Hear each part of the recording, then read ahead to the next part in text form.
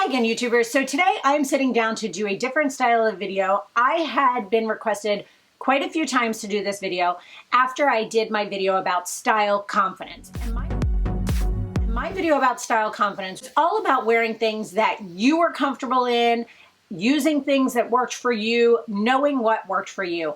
And quite a few people asked me to do a video actually on what doesn't work for me and how I realized what doesn't work for me. And I thought that's a really great idea because I feel like that's something that is very much overlooked. We always talk about this is what works on me, this is what looks great on me. Why don't we discuss now what works and what doesn't work, and how I know that different information. And the first thing I'm going to start with, I'm gonna kind of work my way through fashion and then kind of into beauty.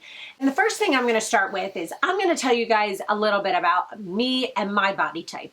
I am 5'6". I am definitely on the curvier side than the straighter side. There are all kinds of different things out there on the internet of how to determine your body shape and this, that, and the other.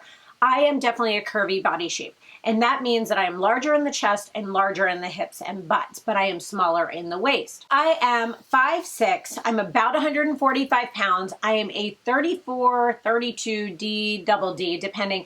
And I'm usually about a size 8 or 10 in the jeans, depending on how much stretch they have.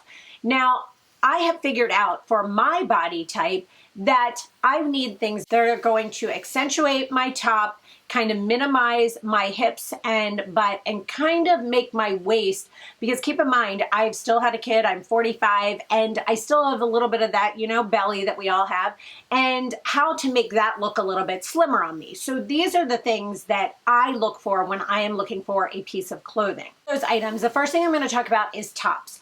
I have learned over time with me that a V-neck type of top works best for me. I can wear rounded necks, but they definitely need to be a wider round neck, more of a boat neck or something that goes off to the side a little bit. If it is a tighter, higher crew neck, it makes me look very, very wide across the chest and makes me look bigger, because all you see is shoulders and chest because there is no neckline to it because it cuts off right here. So when I put on a shirt that is a wider neck, maybe like a boat neck, it still gives me that long neckline. And the same thing with the V-neck. It gives me a longer neckline, which draws your eye down instead of across. When the eye is going down, it's not focusing as much on how wide it might be. Now, the same thing, if I work my way down the body, is I have a smaller waist, but I still have a little bit of a belly to it. So I want my waist to be what is accentuated and not the fact that I have that little belly in the front. So for me, what I tend to do with tops, and I can do this with anything from t-shirts to sweaters to anything, is I do a front tuck, and I have a whole video on how to do the front tuck. It is the easiest thing in the world. But by doing that, it actually tucks the two parts, edges of the shirt into whatever pants, jeans you're wearing, and it actually draws that line in to go this way versus very boxy and straight if I don't tuck the shirt in. Now, the exception to that is something like when I have on a pair of leggings, I definitely want a longer, more tunic style shirt, because if I have on a pair of leggings, there's nothing to tuck into. So I need something that is a little bit longer. It's going to cover the butt and the hips, that gives a little bit straighter line through the waist, but that still also has a little bit of taper to it, isn't completely square and boxy. Now, don't get me wrong. We all have those days that we just want to throw on a sweatshirt and a pair of leggings and it looks boxy. That's fine. That's perfect. Wear what you're comfortable in. We all want those days where we are just completely comfortable. But typically, I try to stay away from that because that boxier look, when it's a sweatshirt that is very square, gives me broader shoulders, broader chest, broader waist, and goes straight down to the hips, which make the hips look broader. So when I am wearing a tunic style top, I want it to be something that's a little bit more tapered in or has a little bit less thickness to it and is a little bit thinner. It actually shows the waist a little bit more, which for me really works out and makes me look a little bit leaner, even though I'm just wearing some sort of long tunic shirt and leggings. Now on to things like pants, leggings, things like that. First, we'll start with leggings. I tend to always, when I'm going for a pair of leggings, go for a high-waisted pair of leggings. Because keep in mind, most times when I'm wearing leggings, I'm wearing that longer top and I'm wearing something that could make me look a little bit more boxy. So I want that high-waisted, that sits up high pair of leggings because it sucks in that tummy, that belly, those hips, those thighs type of thing where you really want to look a little bit leaner. And that high-waisted, more sucked in look really helps make everything look leaner and longer. So one of my favorite pairs of leggings are any of the Spanx leggings. I also really love the Zella high-waisted live-in leggings.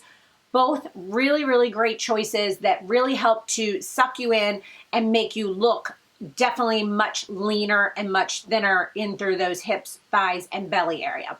Now, as far as jeans, I have learned that I cannot get away with a low-rise jean. It was all that I wore probably in my late 20s and early 30s, but now after having a child, as I get older, all of those things come into play. And if I wear a lower rise jean, it tends to give me more of a muffin top off to the sides and also has that whole issue of when you lean down, because when you have a bigger butt and you wear a low rise jean, it never fits. If it fits around your butt, it never fits around the waist. So as soon as you bend down or lean over, you're getting to see my underwear or my butt crack, whichever is showing out. And nobody wants to be seeing that. So with that being said, I tend to always go for at least a mid-rise or a higher rise jean. It depends on what I'm going to be wearing with it. I would say about 80% of my jeans are mid-rise and the rest are a high-rise. Now, keep in mind with that I always try to stick with a pair of jeans that has some give to it. You want something that's going to form into your body and really help to keep everything as tight as it can go, but you also don't want the jeans to be all jean material and be super tight. So you want some sort of stretch in them. And two of my favorite brands are Hudson. Now, I love the Nico Skinny. It's probably my favorite pair through Hudson are those ones. And as far as another pair of jeans I love, and I actually have a pair on right now, the Witten Wisdom Absolution jeans. They are under $100. They are usually, I think, in the $70 range, and they are on sale all the time, and they're usually around the $45, $50 range. You cannot beat that, and they are amazing. And not only do they come in jeans, they also come in pants, and they are super comfortable, super stretchy. Those I do suggest sizing down in, though, because they do have a lot of give to them, and they kind of stretch out as you wear them. If you want to be completely comfortable, though, go with your true size. Now, working the way down the body to shoes. Now, I am an at-home mom that works at home, and I don't tend to wear dress clothes that often, I guess is the best way to say that. I don't get dressed up that often unless I'm going out somewhere or to a date or things like that. And so with that, I tend to wear comfortable shoes. Now, comfortable shoes are one thing, but flats are another. Now, I wear ballet flats. I like them. I like throwing them on. They're comfortable. I wear flip-flops in the summer, all of that. Don't get me wrong. When I wear those, definitely my butt and hips can look a little bit wider if I am wearing something that has some sort of heel to it, any type. Now, I'm not talking you have to wear a 4 or 5 inch stiletto heel. I'm simply talking you need to wear something that has some sort of lift. When you have some sort of heel on, it actually lifts your butt and your hips up, which is amazing. And actually, the pair I have on right now aren't anything crazy. Like, it's just a nice little wedge style heel. It is easy to throw on every day. You simply can throw it on with a pair of jeans. I could wear it with some leggings. I can wear it with anything. But it's super comfortable to walk around in, and it gives you that little bit of lift so that you're not completely flat-footed, and it kind of gives you that extra lift. So I tend to go for block heels in everything, even my dress shoes that I wear if I'm going to a wedding or if I'm going to a night out. All of my heels tend to have some sort of more of a wedge style, thicker block heel. That is what I'm comfortable in because I don't wear heels that often. I'm not going to go out and wear a stiletto or something like that. It's a personal preference. But I have found with that I still am comfortable, and I have that look of really sexy high heel, but the comfort of wearing something that's a little bit more stable, but it still gives me that lift and that feel of really kind of lifting everything up, which we all want. We want to look leaner. We want to look great. We want to feel good in what we're wearing. Another thing we'll talk about is kind of colors and color tones. And I have learned that pale pastel type colors do not work on me. Whites work on me fine. Some pink tones, but they definitely can't be that light blush tone that does not work on my skin tone. And I have found over the years that jewel tone, brighter tones, darker tones work with me better. Now, those don't have anything to do with my body type. They just simply have to do with my coloring and my skin tone and what works best with me in that manner. So these are all things that I have found that work for my body type. Now, it's all going to be trial and error. Everybody has a different thing that they like, a style they like. If you have a bigger chest, but you really like crew neck shirts, sweaters, wear them. Go for it. Whatever you are comfortable in is still the key part.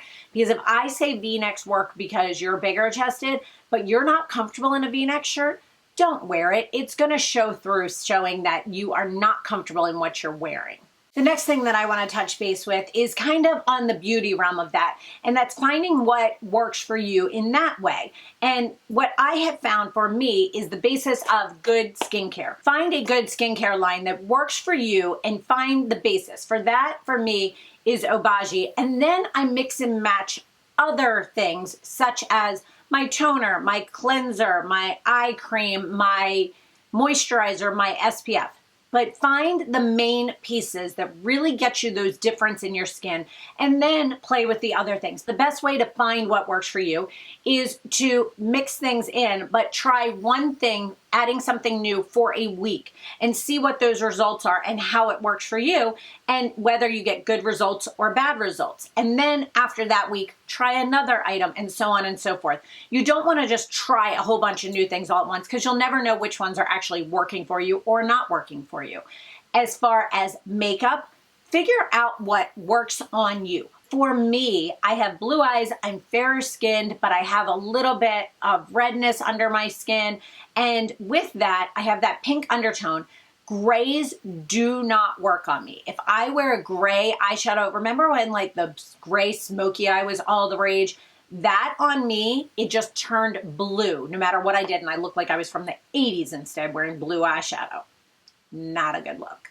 So for me, I know that brown, warm tones work best on me. It just works. It complements me best. It complements my eyes. It complements my skin tone. It doesn't make me look paler. It doesn't make me look more white and just ghostly. They just warm up my face and work with my skin tone. It is just what works and what doesn't work for me. And again, that is through trial and error. As far as products on my lips, I find I work with more rosy, kind of like nudie undertones, but I can't really do like a nude because that has that white undertone to it, or that super beige undertone, because that doesn't work on me. But the other side is I can't do a really bright red. If I want to do a dark or bright color, I need to go with something that has a really kind of burgundy purpley undertone versus an orangey red undertone.